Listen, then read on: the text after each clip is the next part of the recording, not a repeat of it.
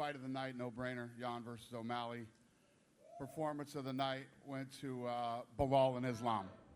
They all won $50,000. Congratulations. Who's got the first question? Dan down the front right here. Why is there always helicopters every time I'm doing press conferences? Pretty wild finish to the main event.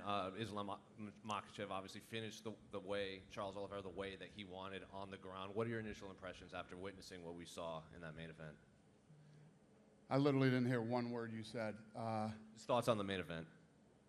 What did I think of the main event? Yeah, the finish. Incredible. I mean, I've been saying all week, you got two of the absolute best in the world in their prime facing off, and you know, when I went up into the octagon after, Habib said, I told you he's the best in the world. And yeah, I mean, to beat Oliveira is one thing, to beat him the way he beat him is another, and as fast as he did it, he looked incredible tonight. You know, the big question going in tonight was how was he going to deal with the pressure? He dealt with it just fine. And given the way that Charles has looked so dominant lately and the way that Islam beat him pretty handedly, how far do you think he could take this reign? How long do I think he could take this reign? I don't know. That remains to be seen. You know, obviously, looks like Volkanovski's next, so, you know, Volkanovski never ceases to amaze me. Another incredible fight. Did you know he was going to call out Volkanovski? I did not, no. So that... When I was up there, Habib said to me, we're going to fight all the time and we want to fight everybody. That's what he said to me, you know, after the fight. So is it safe to say that's going to be the main event for the Perth card? Probably. I don't know. We'll see. Where do you go with Charles from here? He seems like he wants to keep fighting. He wants to get that title back. How soon do you want to see him back? I assume you would want him on the Rio card as well. Yeah, I don't know. We'll see. You know, obviously, you know, the guy's incredible. I mean, up until that fight just happened, you know, he was the best in the world in that weight class. So we'll see what's next. And looking at the co-main event, were you aware that TJ Dillashaw had that shoulder injury leading up to the fight? I had no idea. That's a problem. Yeah. How do you think the Athletic Commission could have missed that? Because he said it had been dislocating a lot throughout training camp. Yeah. Well, I mean, how could the Athletic Commission know if he doesn't tell us? You know what I mean? You got to tell everybody. You got to tell us. I mean, he looked good. He was in great shape. It's not like he came in out of shape. He looked like he was injured or whatever. But yeah, that's something that he should have told us. Then, based off of what you had said earlier, was the plan still to have Sean fight Aljamain, considering Sean won and Aljamain won? Does Sean fight Aljamain now? Yeah. I don't know. I mean, you know, I don't make fights, and the fight just happened. We'll see what's next. And finally, what did you make of Bilal Muhammad's performance? Another victory over a guy ranked below him. Performance of the night. Yeah, he looked great. He looked incredible. Dana, what do you think of... This is insane. They just do it to mess with you at this point, I think. What did you think of Sean O'Malley's performance? You know, some people think the judges got it wrong. I'm curious about your assessment of it. Did you think he won the fight, and what did you think of his performance? What did you think of Sean O'Malley's win? Yeah, well, we discussed this going into this fight. Lots of people were like, you know, why are you giving him this fight? It's too soon. He shouldn't be taking this fight. Sean Shelby was right. Did you think he won the fight? Some people are saying Peter Yan should have got the decision, but did you think O'Malley won? How did you score it? It was one of those razor-thin, close fights. I could see people saying Yan won the fight. I could see people saying O'Malley won the fight. It's all. What's weird is it wasn't the way I thought it was with the judges' scorecards. I thought, depending on who you gave the first round to, determined who won the fight. But that was not the case, apparently. There was an incident cage side with Khamzat Chimaev. I don't know if you've heard about that, and if you have, what can you tell us about it? The guy, you know, what? I mean, what do I even say about that? It happens, and especially with him. It happens. Any other questions? Yeah. Do you know why Khamzat was, you know, at that proximity by the cage? Did he get? Do I know why he what? Yeah. How did he get that close to the cage, Khamzat? Like, did he go over the barrier, or? No, he was sitting on our side. Okay. So I didn't even know Khamzat was coming tonight.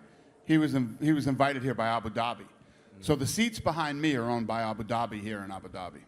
Okay. Yeah. Gotcha. I wanted to ask, you guys recently put out a statement to the fighters about they can't bet on their own fights and things Right. like that. Can you talk us through the process in coming to that conclusion? Yeah, well, gambling is opening up everywhere in every state, and the people who regulate gambling don't think it's a good idea for fighters to be betting on themselves. And I agree. Was it becoming a problem? No, it just shouldn't happen. Should never happen. It doesn't look good. More optics than anything. And wanted to ask you too, Dan Hardy, your former commentator, made a statement this week saying that the last time you guys were in Abu Dhabi for the Max Holloway-Calvin Kattar fight, that you had staged a video where you showed sympathy for Calvin Kattar, and it was all staged. Did you see that, and do you have a response to those comments? I don't understand the question. He said that we did what? He said it was basically staged. He said like you had a What mic kind of sympathy for? What does that mean? to make it seem like you were showing concern for Calvin Kattar's health when you really didn't have it. In what way? Like he said you had a mic pack on and the camera was on you and it was kind of all done to show like, you know, sympathy towards the fighters. Well, I don't even know what that means, but I can tell you this: we've never staged anything, ever. And you know, we have a documentary that we filmed during COVID. That's why I was mic'd. I've never been mic'd. I was mic'd because of that. And then, are you talking about when I was talking about let's get him straight to the hospital? Yes. Do you know how many fights a week I say that to Hunter or Doc Davidson? No interviews, no nothing. That guy goes straight to the hospital. No whatever. Yeah, no, I've heard you skip post-fight media and stuff like that. For 100%. fighters. I mean, you guys know how many times that's happened. I don't give a fuck what anybody thinks. So you don't ever have to worry about me staging anything. And I definitely don't give a fuck what Dan Hardy thinks. You know, Dan Hardy's a guy that was mistreating a woman who worked here, and that's why he was fired. So obviously, he's bitter, and I'm assuming that's why he would say something like that. But yeah, I mean, why would I have to stage? Were you at the Calvin Kattar fight? Yes. Should I have been concerned about Calvin Kattar? Yes. Yeah, exactly. Yeah, everybody should have been concerned about Calvin Kattar that night. I agree. Thank you. Yeah. Dana, just to your right. Yeah. So you mentioned yesterday that you're planning to do Colby versus Hamza in March. If for whatever reason one of those two can't fight, would you consider putting Bilal up against one of those guys instead, considering his performance tonight? I have no idea. I mean, right here, right now, I don't know, but you know, I'm not thinking about what happens if somebody can't fight. We were just trying to make fights. Yeah, I have no idea. And if Volkanovski does fight Islam in February, does that mean we might see an interim featherweight title fight? If Volkanovski fights Islam in February, is it likely that we might see an interim featherweight title fight?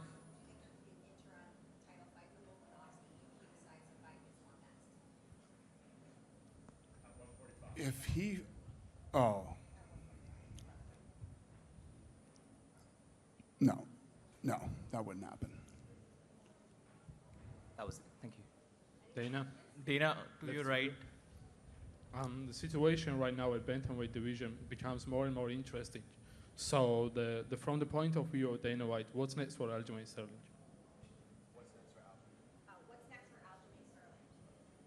He just fought 25 minutes ago. I have no idea. So, what about the whole overall the bantamweight? What do you division? want to see? Just your opinion. Huh? Just your opinion. Who's it? Just your opinion about the bantamweight division right How now. about Henry Cejudo? That work? You like that? Maybe.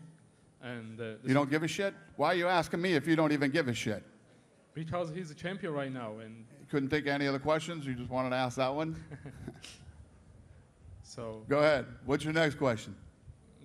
about your opinion about the bantamweight division right now, current situation.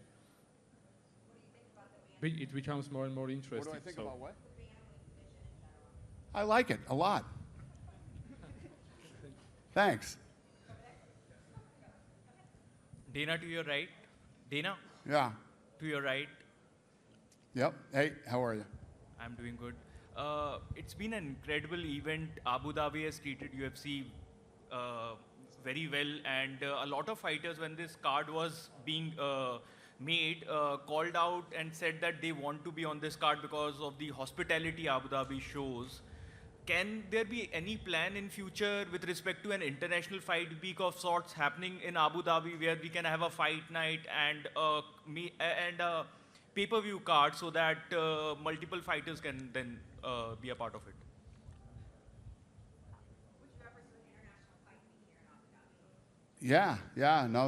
We've actually talked about that a lot. Yeah, the answer is yes. Thanks. Yep. Dana, Yeah. good evening. Igor Lazarin from Necessitas. Thank you for the event. So, first question, maybe you know already about conflict between Abu Bakr Nurmagomedov and Khamzat Chimaev after main event. And what do you think about this behavior? Maybe UFC will make restrictions, sanctions to these fighters for this behavior.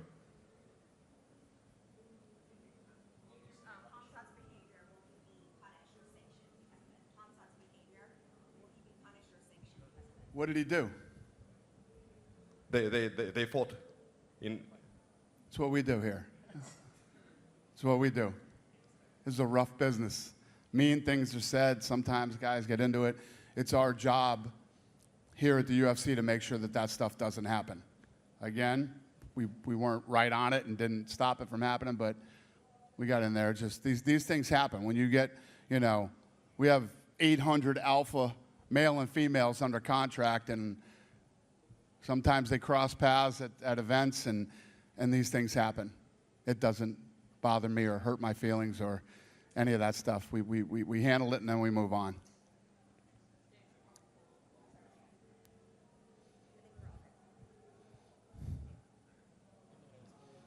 Hey, you. Oh, okay. You had mentioned Henry Cejudo. Did you have any conversations with him in regards to his return? No, that guy was just in the top of my head. He asked me that question. I said, maybe Henry Cejudo would be fun. He didn't think so, but I don't know. Maybe other people do.